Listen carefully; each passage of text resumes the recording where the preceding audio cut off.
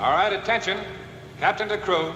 All hands square away to decelerate. Ship's beeper will, as usual, sound 10 times after lights dim. Come on, Doc. DC, bosun. Aye, aye, sir. DC stations. On the In double. 1956, a film arrived in American cinemas that most audiences were completely unprepared for. It did not announce itself with the usual trappings of low-budget science fiction. There were no rubber-suited monsters stumbling across cardboard sets. There was no laughable dialogue about invaders from Mars or atomic mutations terrorizing small American towns. Instead, what audiences found when they sat down to watch Forbidden Planet was something they had genuinely never encountered before in a cinema. They found a film that took its own ideas seriously, that trusted its audience to follow complex psychological themes, and that presented a vision of the future so convincingly realized that it felt less like fantasy and more like prophecy. The cast assembled to bring that vision to life was equally remarkable, and the story surrounding those performers, the film they made together, and the world they built on a Hollywood soundstage are far stranger and more fascinating than most people ever realized. What follows are 20 facts about the cast and production of Forbidden Planet that even dedicated fans of the film are unlikely to know. Walter Pidgeon was already a 2-time Academy Award nominee when he accepted the role of Dr. Edward Morbius, and his decision to appear in a science fiction film was considered unusual by many of his contemporaries. Science fiction in the mid-1950s was not considered a genre that serious dramatic actors pursued. It was regarded as disposable entertainment, a step down from the prestige pictures that defined a genuine career. Pidgeon apparently disagreed with that assessment entirely.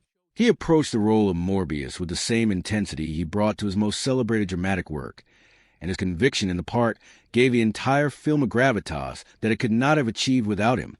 His performance grounded a story about Freudian psychology and alien civilizations in recognizable human emotion, which was precisely what the film required to work at the level its creators intended. And Frances was 24 years old when she played Altera Morbius, the daughter of the stranded scientist who was grown up on an alien world with no knowledge of other human beings beyond her father. The role required her to convey a quality of genuine innocence without making the character seem simple or passive, a balance that is considerably more difficult to achieve than it might appear on the page. Frances brought an unusual combination of intelligence and openness to performance that made Altera one of the more interesting female characters in science fiction cinema of the period. She was not simply a love interest or a figure to be rescued. She was a young woman genuinely confronting the reality of a wider universe for the first time, and Frances found the emotional truth in that experience with a subtlety the role easily could have been played without. Leslie Nielsen had appeared in only a handful of films before being cast as Commander John Adams, the leader of the United Planets cruiser that arrives at Altair 4 to investigate what happened to colonists who settled there 20 years earlier. The role required a kind of authority and self-possession that might seem surprising given how completely Nielsen would later redefine himself as one of cinema's great comic performers. His Adams of commanding without being rigid, curious without being reckless, and capable of genuine emotional engagement without losing professional composure that his rank requires. The performance reveals a dramatic range that Nielsen's later career in comedy largely obscured, and watching the film today with knowledge of who he would become adds an unexpected layer of interest to every scene he appears in. Warren Stevens played Dr. Ostro, the ship's medical officer, and one of Adams's most trusted colleagues. The relationship between Adams and Ostro provided the film with one of its warmest human dynamics, a friendship between professionals who genuinely respect each other and whose conversations carried the weight of real familiarity. Stevens was a working actor of considerable skill who appeared in dozens of films and television productions throughout his career, and his contributions to Forbidden Planet are often undervalued in discussions of the film's cast. The moment in which Ostro sacrifices himself to discover the truth about the Krell machine remains one of the film's most affecting sequences, and Stevens played the character's final scenes with a quiet dignity that elevated what could have been a conventional heroic death into something genuinely moving. Jack Kelly brought considerable energy to the role of Lieutenant Farman, one of the crew members of the C-57D, who develops a romantic interest in Altera during the crew's time on the planet. Kelly was primarily known at the time as a television actor, and his presence in the film reflected the increasingly porous boundary between cinema and television that was defining the entertainment industry in the mid-1950s. His character serves a structural function in the story. representing the ordinary human response to an extraordinary situation, but Kelly played him with enough specificity and charm that Farman felt like a real person rather than a plot device. The romantic competition between Farman and Commander Adams for Altera's attention gave the film a lighter register that balanced its more philosophically demanding material. The voice of Robbie the Robot was provided by Marvin Miller, an actor and voice performer whose smooth, measured vocal delivery became one of the most recognizable elements of the entire production. Miller had extensive experience in radio broadcasting and had developed a voice that combined warmth with a quality of formal precision, which turned out to be exactly what the character required. Robbie's dialogue was written to suggest a genuinely alien intelligence that had been programmed with human language, but had processed it in ways that produced something distinctly non-human. Miller understood this instinctively and found a vocal quality that felt simultaneously familiar and strange. His contribution to the film is often overlooked in discussions focused on the visual design of the robot, but the character would not have achieved its iconic status without the specific quality of warmth and intelligence that Miller brought to every line. The physical performance inside the Robbie the Robot suit was handled by Frankie Darro, a former child actor and stuntman who had been working in Hollywood since the 1920s. Operating the suit required considerable physical skill and endurance, as the costume was heavy, difficult to maneuver, and generated substantial heat during filming. Darrow's experience as a stuntman gave him both the physical capability and professional patience that working under those conditions required. The smooth, deliberate quality of Robbie's movements on screen was the result of Darrow's careful work inside the costume, translating the character's supposed mechanical nature into a physical performance that never drew attention to human being responsible for it. Richard Anderson played Lieutenant Quinn, and like many of the supporting cast members of Forbidden Planet, he went on to a long and successful career in American television. Anderson would later become widely known to television audiences through his work in The $6 Million Man and The Bionic Woman in the 1970s. But in 1956, he was a young actor demonstrating the kind of reliable professional skill that sustained film and television productions needed and rarely received adequate credit for providing. His presence in Forbidden Planet was part of a broader pattern in which the film served as an early platform for performers who would go on to significantly more prominent careers. Earl Holliman played Cook, one of the crew members of the C-57D, and his scenes provided some of the film's most genuinely humorous moments.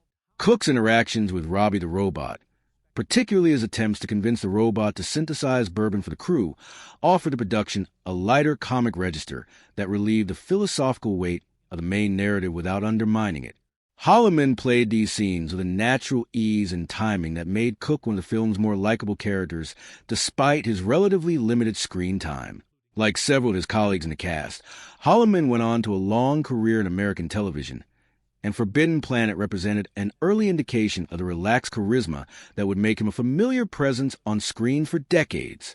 James Drury, who appeared as a crew member of the C-57D, would later become famous to American television audiences as the star of The Virginian, one of the longest-running Western series in the history of the medium. His appearance in Forbidden Planet was early in his career, before any of the success that would eventually define his public identity.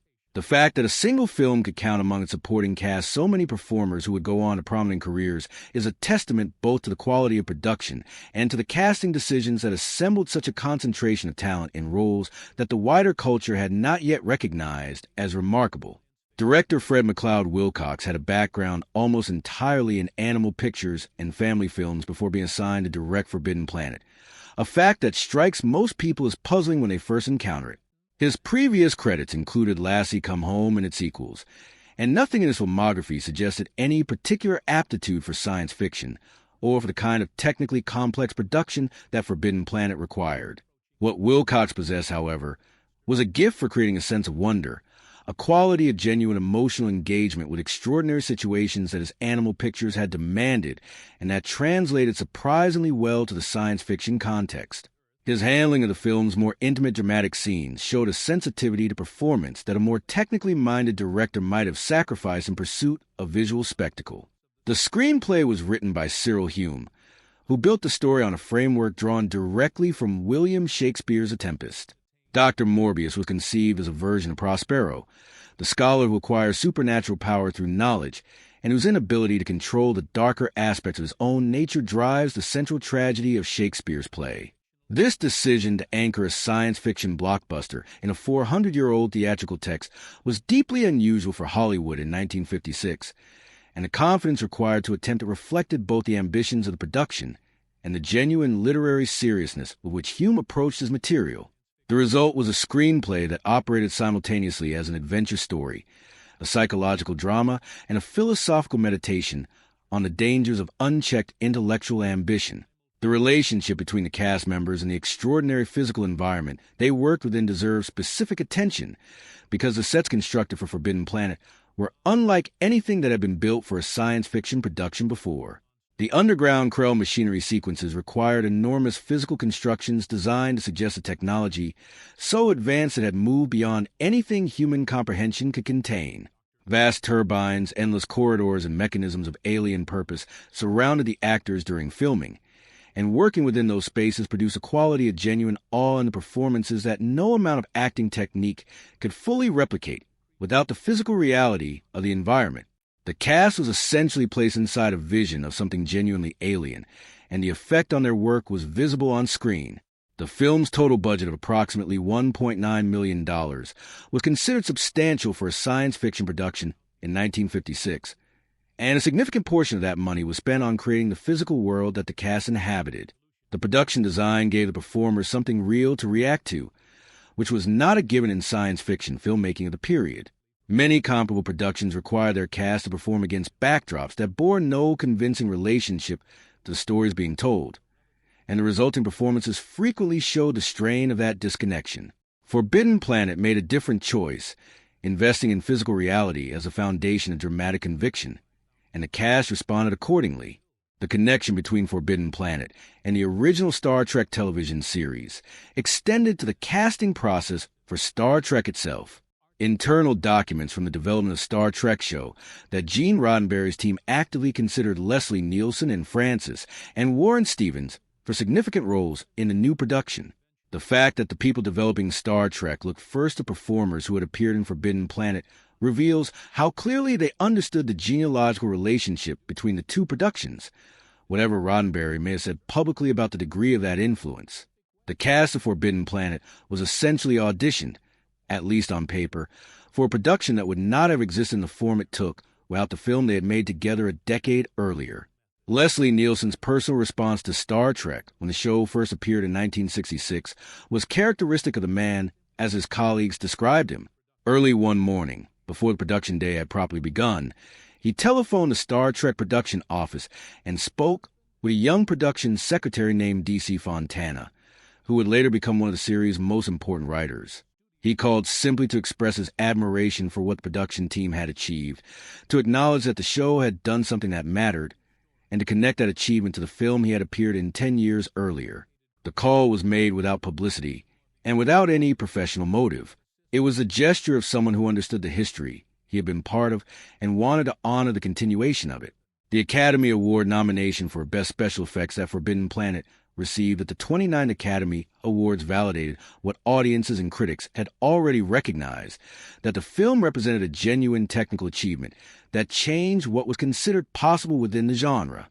The nomination placed the film in formal competition with the most technically accomplished productions in Hollywood, and the fact that it belonged in that company was apparent to everyone who had seen what the cast and crew had built together on the MGM soundstage in Culver City.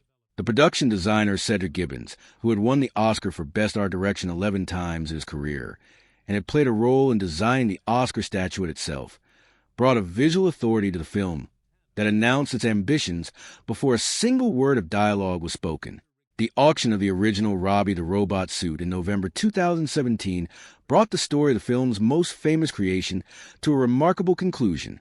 The complete original suit, along with the control panel, the vehicle that appeared in the film, and the robot spare parts, sold at Bonhams in New York for $5,375,000, making it the most expensive film prop ever sold at public auction at that time.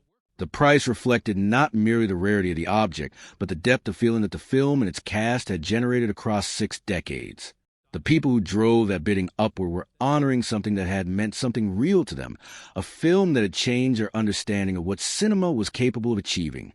Forbidden Planet was preserved by the Library of Congress in 2013 as a film of cultural, historical, and aesthetic significance, a recognition that placed it among the works that American civilization had formally decided were worth protecting for future generations.